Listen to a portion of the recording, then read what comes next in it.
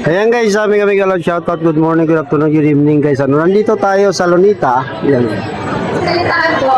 Anyway, yun nga, sabi ko, pwede bang sa backstage na lang ako kasi nahihayin ako. Pero, Na kung saan, iba-ibang grupo ang nagtipon-tipon dito para kundinahin ang korupsyon na nangyayari sa ating bansa. mga nagpapabisip, mga lahat ng mga nagsasalita, lahat po lang sinasabi ninyo, Ito guys, panoorin nyo ang aking coverage dito sa ginaganap na rally dito sa Lunita. Halina guys.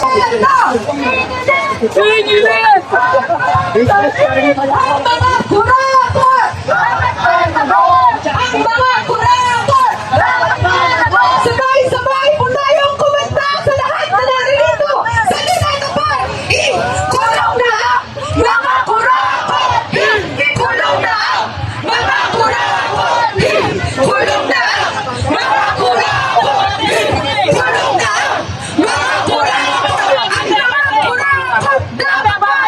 kurakot dapat malakas! Ang mga kurakot dapat malakas! Ikulong na ang mga kurakot! Ikulong na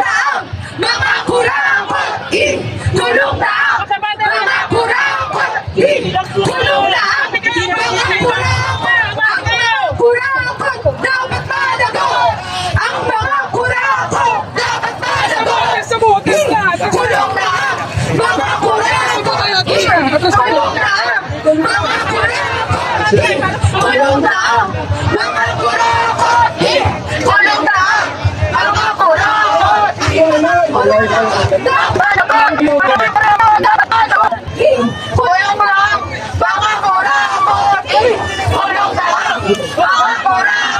Ikulong na ang mga kurakot! Ikulong na ang mga kurakot!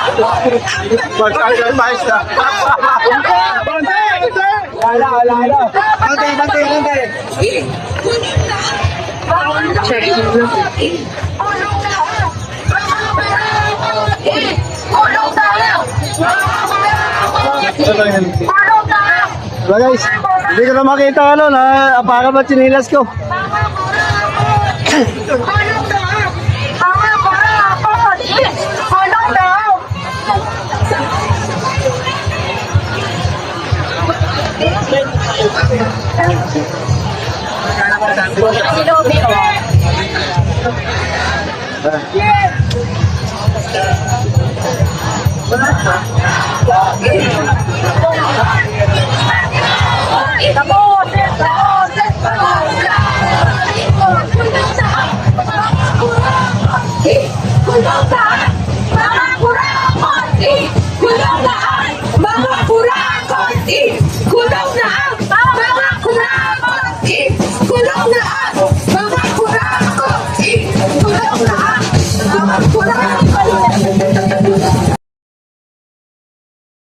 Nagalit na ba? Tapos lang, nakakagalit mga kasama yung nangyayari ngayon. Sa sabuatan ng ating mga magbabatas, ng mga opisyal ng gobyerno doon sa kanilang sistematikong pagnanakaw sa kabahan ng yaman ng ating bansa. Samantalang ang mga ospital, ang budget ng health, laging lang tayong pumupunta sa kalsada upang makiusap na taasan na samantalang dapat ito ang pinaprioridad ng ating gobyerno. Ang budget para sa pangkalusugan, kagaya ng mga nauna nagsalita, yung mga pasyente, yung iba na kahiga na sa pasilyo, sa karton, sa wheelchair, para lang paghintayin ng kanilang kagamutan sa kanilang mga sakit. Subalit ang ating mga mambabatas, ang mga gumagawa ng batas, iniisip yung kanilang sariling kapakanan. Inuuna nila sa pamamagitan ng sistematikong pagkurakot sa kaban ng yaman para maibulsa, na samantalang ang ating mga kababayan na naghihirap sa mga ospital pumipila para makakuha lang ng kanilang kagalingan sa kanilang mga sakit. Sa RITM, isang hospital na nangangalaga sa mga infectious diseases, sa tropical diseases, ang nagbibigay ng mga vaccine subalit hindi magawa na pondohan. Kundi sa ngayon, kami ay nasa alanganin pa na ma-privatize ang RITM dahil sa proposed Philippine CDC Bill. Ito ay prioridad na batas ng ating pamahalaan sa ngayon para isa pribado. Imbes na i-modernize ang aming hospital, ngayon ay nasa balag kami ng alanganin na ma-privatize.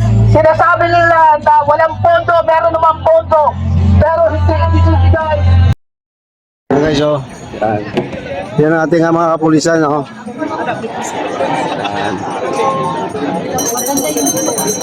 Yan ang ating mga kapulisan. So, libo-libo rin ang nandito, no, ng mga kapulisan.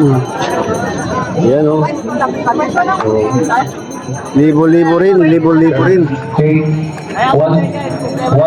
Sila lalapit dito. Atin yan. Check. Okay.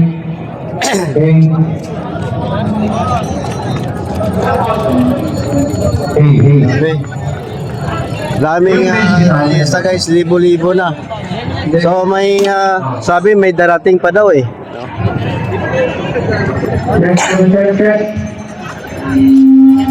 Hanggang doon sa dulo, no, sa may papunta na ng Padre Burgos. No, nandun yung mga ralyesta na. Ang kanilang speaker abot na rin dito. Yan, oh. Wala nang tao dito sa mainit. Nandun yung mga tao sa lilim, no? Sa lilim yung mga tao.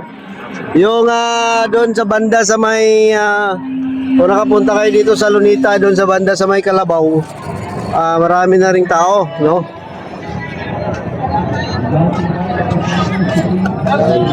Ako naghanap lang ako guys ng naghanap lang ako ng magandang kasi mainit. Pag ang cellphone mainitan, nag-stack up.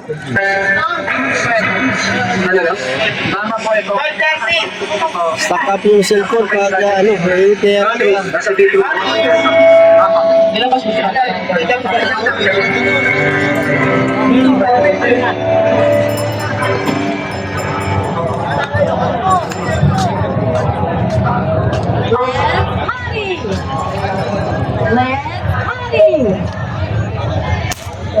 Let's party!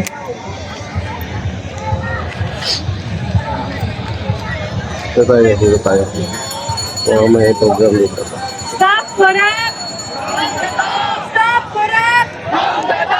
Pakayasing ako ng bawal tayo ng check, one, check. Kanya sir, Mike. Kami, dahil magkaugnay ang issue ng pagsira sa kalikasan at ng korupsyon. Parehas na tinulot ng bulok na sistema. May pagbaha dahil inuna ang kita ng malalaking korporasyon kaysa pagtipid sa kalikasan. Dahil inuna ang mangurakot ng gobyerno kaysa serbisyo sa mamamayan. Si Marcos Jr. kunwari may pakailan sa kalikasan at sa krisis sa klima. Yun pala, gagamitin lang para sa greenwashing projects niya. Ang flood control projects, kunwari para tugunan ng baha. Yun pala, para maging balot ng korupsyon. Sa lalim ng putik at kahirapan na kinalulubugan ng mamamayan, kulang ang mga putik na pinataw at pinahid sa mga gusali at larawan ng mga kurakot at magnanakaw. At bawat punong pinutol sa palit ng mga gusaling hindi naman tayo ang makikinabang. Ang bawat sira at multong flood control project sa palit ng magagarbo nilang mga bahay. Ang bawat bahang nilusan natin kapalit habang sila komportable sa magagarbo nilang sasakyan. Ang bawat kinakasuhan at inaatake habang pinoprotektaan ng mga pulis at militar ang mga mapalitambong sa bayan at palibatan. Ang mga ito ay paalala na sagad na ang kabulukan ng sistema. Paalala na sagad na rin ang pananahimik kahit ang pautong resiliency. Paalala na ang pananahimik ay pagbayad na sirain ang kalikasan na paulit-ulit tayong lumigin ng baka at nakawin ang ating puwis na nagkulak sa ating pawis at pagtitiis. Pagpupugay sa mga narito, tayong sinabi na ang kumalma at huminahon. Subalit ang naging tugon ay lalong patingay at mas malawak na mga protesta. Dekada na natin itong nararanasan mula pa batas militar ni Marcos Jr. Patunay na nagbabago lang ang mukha ng mga magnanakaw. Patunay na magbabago lang natin ito kung babaguhin ang sistema at magagawa natin ito sa pagmakaisa at walang kapagpagurang pag-ingay. Dahil sawa na tayo sa ganitong sistema. Baguhin ang bulok na sistema.